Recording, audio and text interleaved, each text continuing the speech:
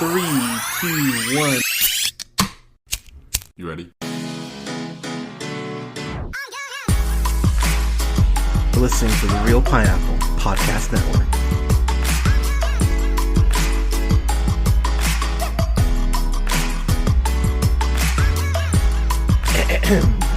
Good evening, everybody. Thank you so much for listening. This is the Real Pineapple. This is your humble host, Hunter. Hope you guys are having a great week so far. I've got a review here for you for a film that I believe premiered at South by Southwest back in 2019.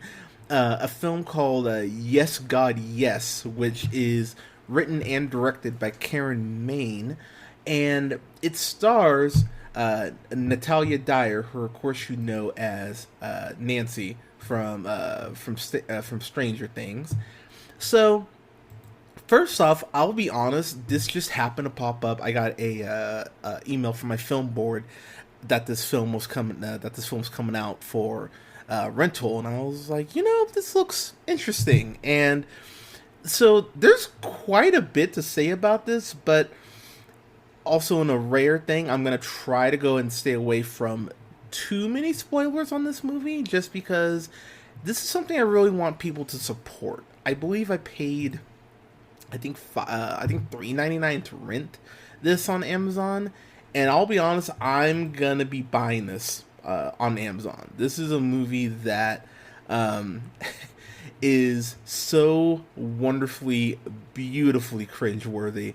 I can't even begin to express my genuine appreciation for this film. So Natalia Dyer, she plays Alice, who I believe is 16 in the film, and the movie opens up with describing basically the Webster Dictionary definition of a salad versus a tossed salad, and that was that was quite wonderful. It also opens up with the Bible verse Revelation 21:8, which I believe I'm going from King James here, but it says, "But as for the cowardly, the faithless, the detestable, as for murderers, the sexually immoral, sorcerers, idolaters, and all liars, their portion will be in the lake that burns with fire and sulfur," which is, yeah, Revelation's fun, isn't it?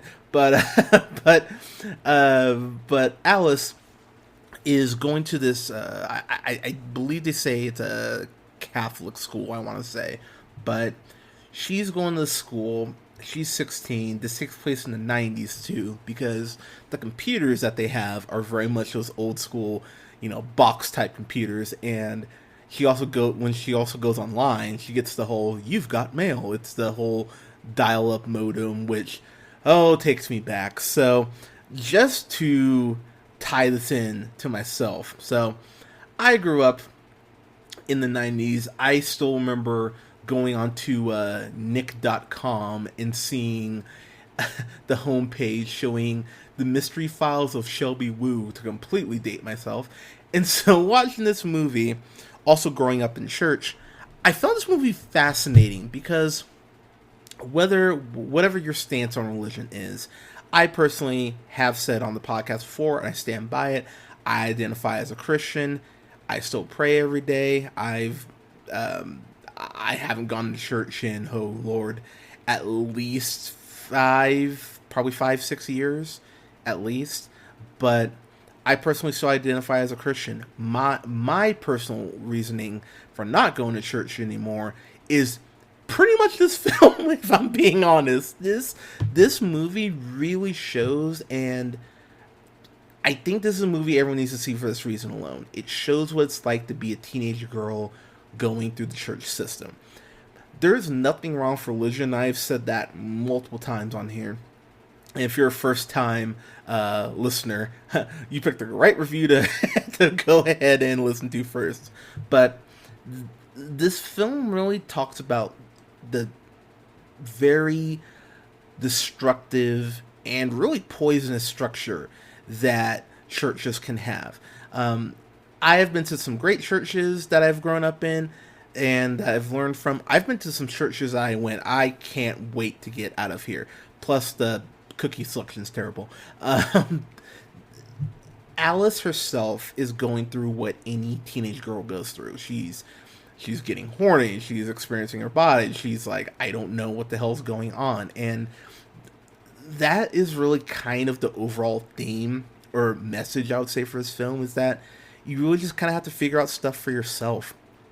And she has this great scene that I'll get to here in a bit that kind of really identifies that and puts a nice bow on it. But it shows Alice at a point early on in the film. She logs onto her email, and she's in one of the old school AOL chat rooms, and so she has a guy, message her, ASL, which for you kids who don't remember the 90s, that's asking for like your age, sex, and location. And so he even asked her, oh, do you want to cyber? And she goes, sure, not knowing what the hell he's asking her to do. And that is probably the part of the film that's gonna just make people go, oh god, or yes god, yes, the most, is that there's so much cringe in this, because Alice is just naive to so many things sexually. She just doesn't know what the hell she's doing, as no teenager does.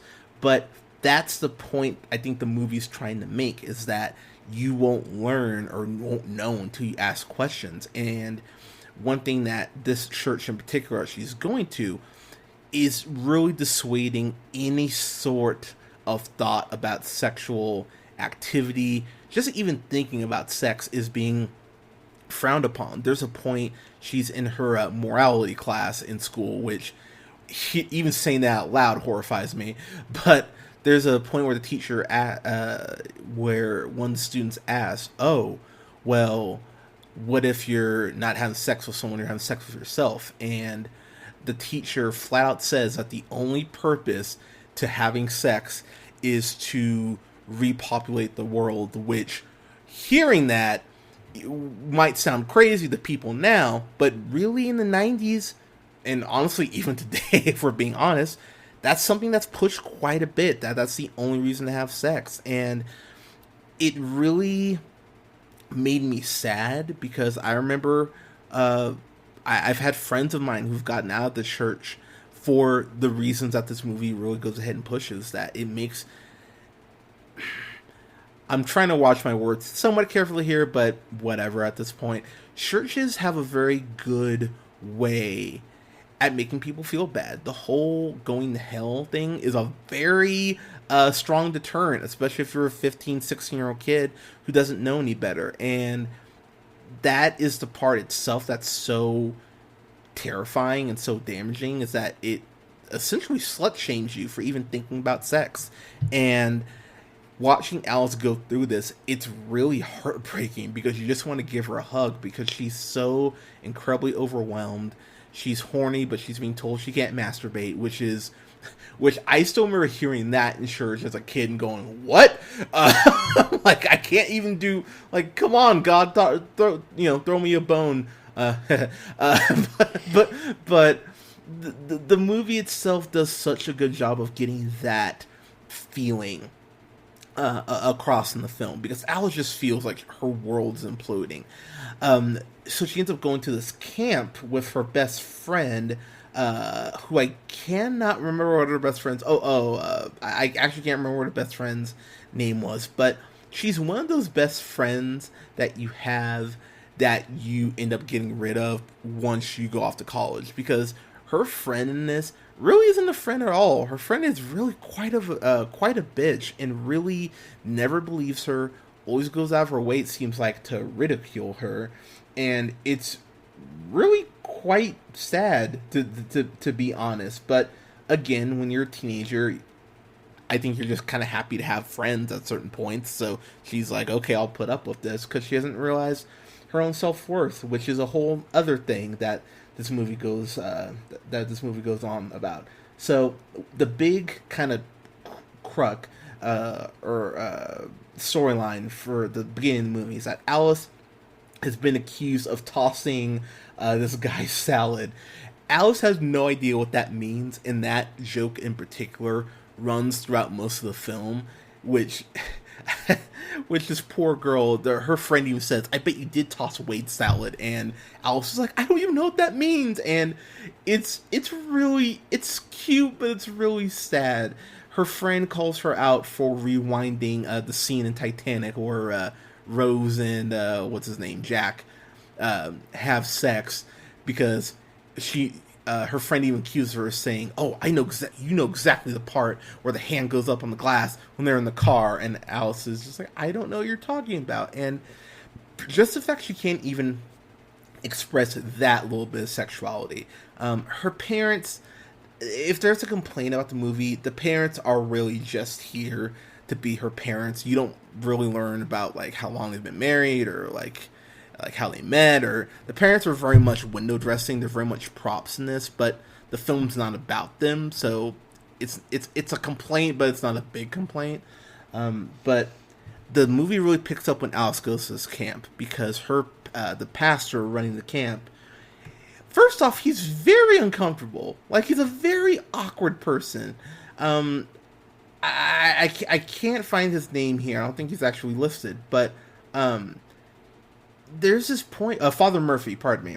So there's a point where they hand out these sheets for everyone to go through, and I think they call it a feelings list, and it basically says, "Oh, circle every feeling that you've had in like the last year," and Alice gets to turned on, so she had circled it at a point, but then went ahead and tried to erase it, and of course she has the only eraser that isn't a full eraser, and so they go ahead and they gather all these sheets up. Later on in the film, they're talking to each student one by one because Father Murphy discovers that someone, that would be Alice, went ahead and was having a inappropriate conversation on the church computer, which I will be the first to admit, when Alice did that, I was like, "Girl, what are you doing? Don't use a public computer to ask what a tossed salad is. Like, come on, this is not your first day." But Alice in particular, I'm really happy they had a girl in this spot, because while growing up in the church, and I can say for myself, that's probably part of the reason I waited till I was almost 26 to have sex, because I was so shamed going to church. And in terms of my sexuality, I know that women are way more shamed about their sexuality. I mean, if they weren't, we wouldn't need something like 50 Shades of Grey for women to actually go ahead and be able to be sexual, but that's a whole nother podcast. But I appreciate that they had a woman in the spot, because you get to see Alice really kind of get to that point where she realizes, oh, everyone's kind of screwed up. As I mentioned, Father Murphy, there is this point where he is just really, really harping on her in a way that I actually found uncomfortable, because he's talking to her about her sheet and goes, "Well, have you ever been turned on?" Which, if you're asking that to a 16-year-old, that's just a really weird, like, if you're a dude and you're asking a 16-year-old girl, you should not be doing that. Like, there needs to be a female asking that. And he's really pressing her in a way that I went, you need to take the off-ramp right now. And without getting into spoilers, because again, I do want people to try and, or for you guys to go and try to experience this for yourself. She really learns that everyone's kind of a hypocrite, and that everyone's trying to have this holier than now in this very holy aspect and look to them. They're trying to very much keep up appearances, and that in particular was something that, just a quick story here. My first term paper I ever did in college, I asked, I believe it was 3 or 4 of my pastors, about the church and how, is there a systematic structure? Is there a political aspect to church? Are there certain families who are treated better because they tithe more? And I had one pastor who was leaving to move back east, and he answered all these questions like, yes, there are certain families you don't speak ill of. There are certain families that are, seated up front no matter what. There are certain families that do this. And it really made me go, oh, so church is just as hypocritical as everything else. What the hell? To paraphrase Dogma, what Chris Rock says in it, I have no problem with religion. It's organized religion that I hate because it's just, it's a shell game, kind of like everything else. Not every church is bad, but there are a lot more churches that run like this church in this film than there should be. And the movie itself doesn't shy away from that. And that's something I really appreciate about the film.